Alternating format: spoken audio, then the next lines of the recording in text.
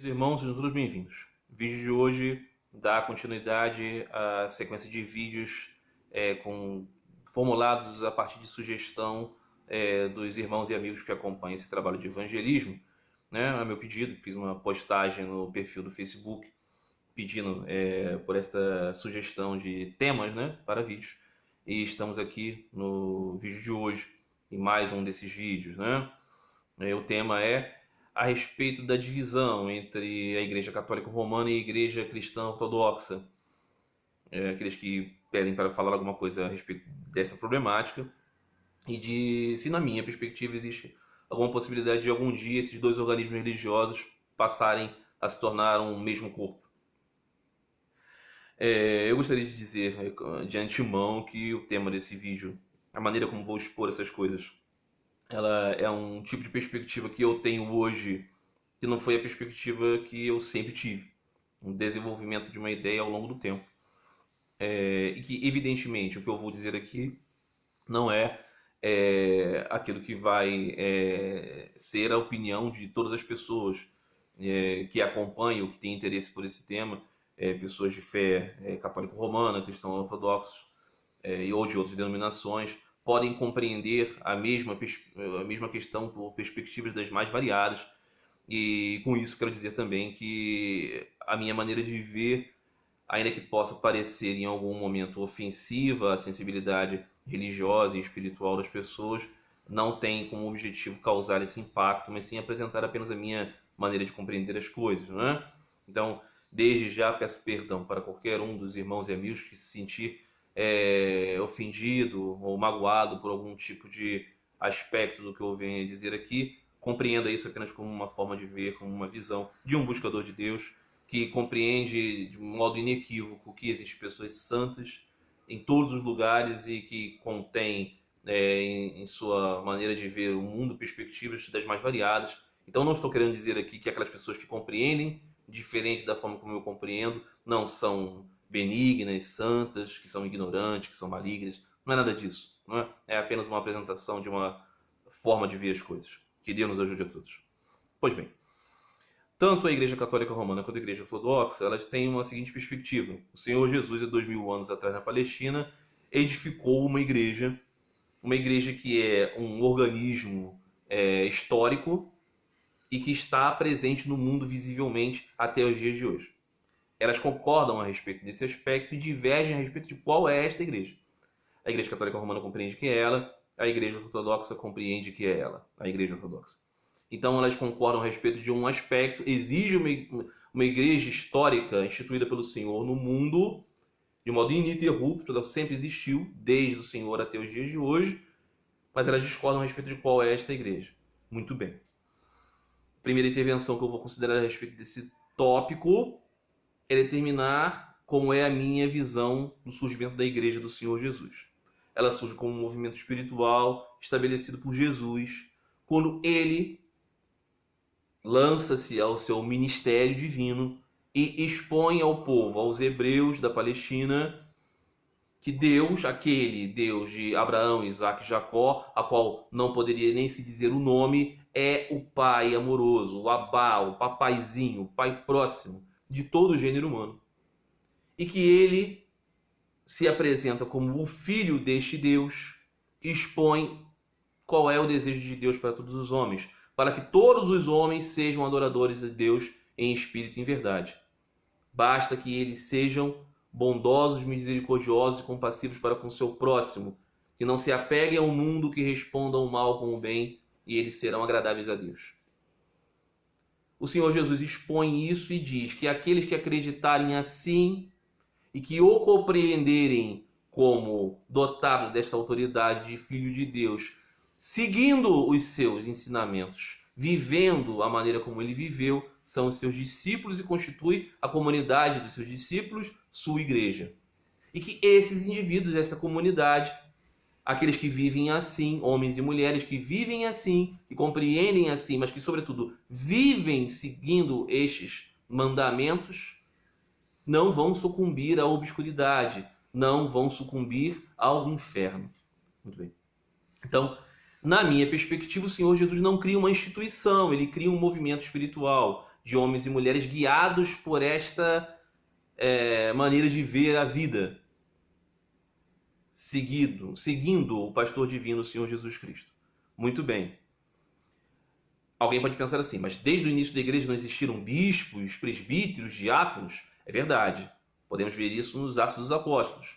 Contudo, eram funções, não é? O presbítero pregava a boa notícia, o diácono ajudava a parte da assistência social, parte fundamental da igreja, e os bispos organizavam essas duas ações, tanto a pregação do evangelho quanto as atividades caritativas. Então, nós podemos perceber que não eram poderes, eram funções, e não estavam conectados de modo algum com elementos litúrgicos. Ah, mas desde os primeiros dias da igreja, não é certo que os discípulos do Senhor se reuniam no dia da ressurreição, ou seja, no domingo, para partir o pão, partilhar um cálice? Isso já não era a liturgia, a missa acontecendo? Os cristãos se reuniam assim porque eles eram ainda judeus. Judeus que compreendiam-se como hebreus da sinagoga, só que seguidores daquele rabino divino, o Senhor Jesus. E nisso seus costumes eram sinagogais. Eles se reuniam para cantar salmos, para contemplar o ensinamento das Escrituras, agora não mais a Torá, não mais os profetas, não mais os escritos, mas, sobretudo, ver nesses a presença do próprio Senhor Jesus, mas falar a respeito da boa notícia, contar as suas experiências, partilhar do mesmo amor, partilhar de uma alimentação comum e fazer aquilo que o Senhor pediu. Lembre-se de mim, partilhando deste pão, deste cálice, lembrando-se do meu sacrifício na cruz, do meu corpo partido, do meu sangue derramado, por amor a vocês. Muito bem. Faziam isso, mas isso não tinha o aspecto sacramental, não é? Que acabou sendo constituído ao longo do tempo como um preceito fundamental para a vida da igreja cristã, que se tornou, sobretudo, uma instituição voltada para a adoração a Deus numa liturgia. Não, era um modo de adorar a Deus em vida. Este movimento de judeus seguidores de Cristo foi caminhando até que a expansão da Boa Nova chegou aos gentios de tal maneira que a igreja se reuniu ainda no período dos discípulos do tempo do Senhor Jesus, ainda na era apostólica. Apostólicos são aqueles que anunciavam em nome do Senhor, para definir se a comunidade de discípulos do Senhor era ainda parte da sinagoga dos judeus ou se era uma outra coisa. Esse é o famoso Concílio de Jerusalém. E define-se então que não se trata mais de uma parte da sinagoga, e sim de uma outra perspectiva. A igreja é uma outra coisa. Muito bem. Não existe mais judeu nem grego, não existe mais gentio, existe humanidade para receber a boa notícia. Tá legal. Esse movimento espiritual é perseguido pelo Império Romano. Império Romano, né? Europa Ocidental, Mediterrâneo, Norte da África, Ásia Central e Oriente Médio. Uma parte considerável do mundo, mas não é o mundo inteiro. Existe muito mundo fora de Roma. Os cristãos estão sobretudo por ali. E eles são perseguidos pelo Estado romano e são perseguidos pelas religiões que o Estado romano confere um status de legitimidade.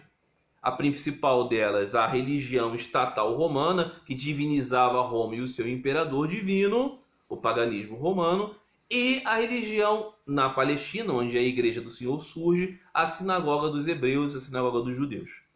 Então a igreja é perseguida pelo Estado e pela religião como um movimento espiritual. Só que esse movimento cresce tanto, a população romana desse território, vasto território romano, passa a ser de tal maneira tomada por pessoas que se reconhecem como cristãos e passam a viver com esta esperança, abdicando do mundo, respondendo o mal com o bem, passando a não se apegar mais às coisas, desejando serem misericordiosos e compassivos, que o Estado romano não pode mais criminalizar essa gente toda. Então se apropria da religiosidade dos cristãos e pensa: vou criar uma instituição do império, uma instituição imperial, que vai aquinhoar para si o patrimônio desta religiosidade aí do Nazareno. E aí cria-se a Igreja Imperial Cristã, lá pelo ano 380. Isso aí, meus amados, é a Igreja Católica Romana? É a Igreja Ortodoxa? Não. Isso é a Igreja Imperial Romana. O que acontece com isso? aquela fé dos discípulos do Senhor Jesus, que é universal e é para todos, passa a ser a fé de uma civilização romana. Ela não é a fé dos persas, ela não é a fé dos chineses, ela não é a fé dos indianos, ela não é a fé dos japoneses, ela não é a fé das Américas, ainda não descobertas pelos romanos, ela não é a fé dos africanos abaixo do norte, ela não é a fé dos eslavos, dos escandinavos, dos bárbaros. Ela é a fé dessa civilização. Você passa a ter uma instituição deste Império Romano. Muito bem. Essa situação deforma o sentido daquele movimento espiritual que o Senhor criou. Preciso deixar isso claro. Muito bem. Passa-se os séculos, esta instituição imperial é submissa ao imperador. O símbolo do império é uma águia de duas cabeças. Nós tínhamos antes o Império Romano, divinização do imperador, uma águia de uma cabeça, que significava Roma e o seu imperador divino. E agora nós temos duas cabeças. O imperador romano, que é o vigário de Cristo, protetor da igreja, e a igreja, que legitima o imperador. Na patinha, de um lado, tem a espada do império, que estabelece a lei, ungido por Deus, e na outra patinha nós temos o báculo pastoral, que legitima, sacraliza este império. Isso tem conexão com o evangelho do Senhor Jesus, com dai a César o que é de César, eu não tenho onde repousar na minha cabeça? Não, isso é uma outra coisa. Então aqui nós criamos um outro caminho. Muito bem.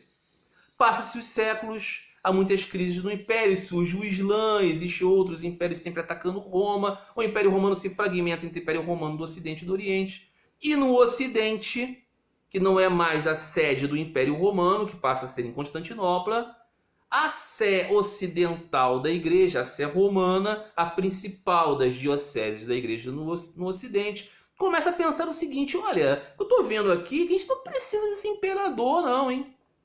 A gente pode ser águia de uma cabeça só, a igreja. E leva essa proposição ao longo do tempo. Vai formalizando isso e, em um dado momento, diz aos outros bispados do Oriente, Constantinopla representando os outros, Jerusalém, Alexandria, Antioquia, diz: olha, nós não precisamos do imperador. Nós podemos ser a igreja de Cristo porque nós coroamos o imperador, nós damos a ele a legitimação. As outras dioceses orientais representadas por Constantinopla dizem o seguinte: olha, essa ideia é uma ideia fascinante e tal, mas nós não vamos seguir por esse caminho porque isso é uma irresponsabilidade. Nós estamos acostumados a ser assim, instituição imperial, submissa ao imperador. É uma vida dura, mas é uma vida segura. Nós estamos com Roma, onde Roma for, nós vamos estar. Vamos parar com isso. Até porque se pensássemos assim, sem o imperador, poderíamos ficar desorganizados, né? Poderíamos nos dividir demais. E aí Roma diz: não, mas nós podemos ter uma liderança. Que segue a antiguidade, né? Tudo surgiu, o império surgiu em Roma, a sé romana, por antiguidade, né? Passa a ser a cabeça desta igreja. E aí as igrejas orientais, representadas por Constantinopla, dizem: olha, mas aí não dá, né? A igreja surge em Jerusalém, Oriente. Os primeiros cristãos foram chamados de cristãos em Antioquia. Todos os concílios ecumênicos foram feitos no Oriente. A atual sé mais vigorosa do Império Romano é do lado oriental. Então, se fosse para algum lugar, seria para o Oriente, né? Então, não vamos por aí. Roma diz: não, mas nós podemos vincular isso a Pedro, que foi martirizado em Roma, e ele tem as chaves. Eles conversam sobre isso e não há um acordo. E aí Roma diz: olha, se vocês não estiverem comigo, nós vamos ser corpos separados, porque nós não admitimos mais isso, não, de sermos, né, ali vassalos do imperador. Nós queremos ter o guiamento da coisa. Constantinopla diz: não, nós vamos seguir o nosso caminho, nós somos a igreja do império. E há o rompimento, famoso cisma de 1054. Este cisma mais administrativo, se você for pensar assim, tem muito a ver com a fé, acaba se constituindo em circunstância de fé, sim.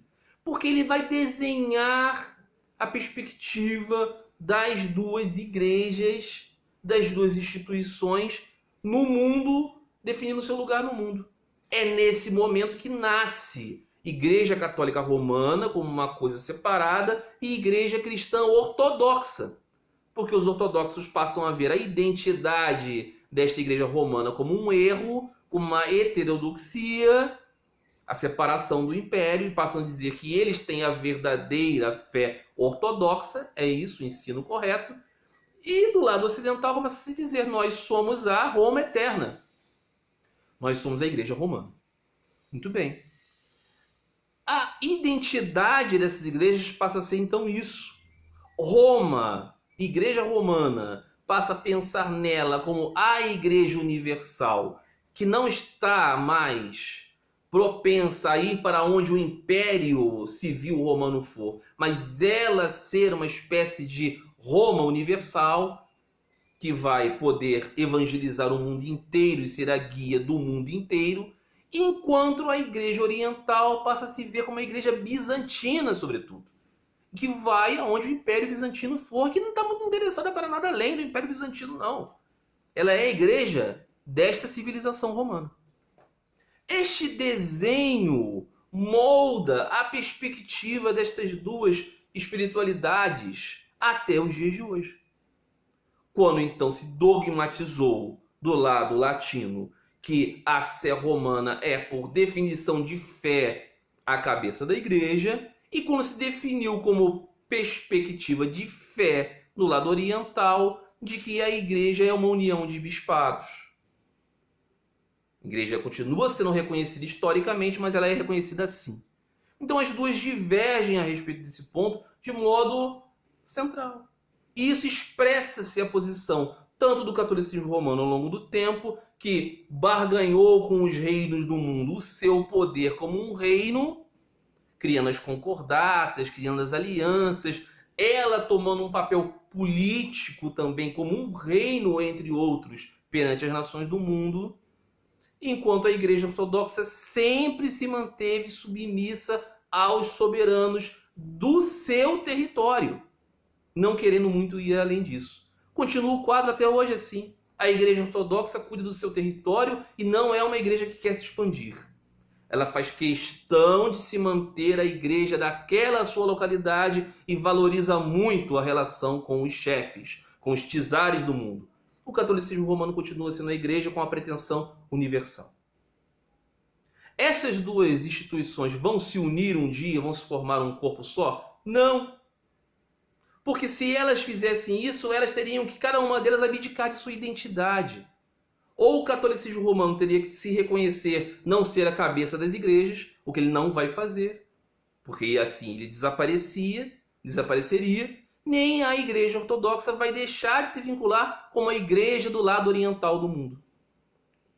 Então, o ponto é esse. São duas concepções de ver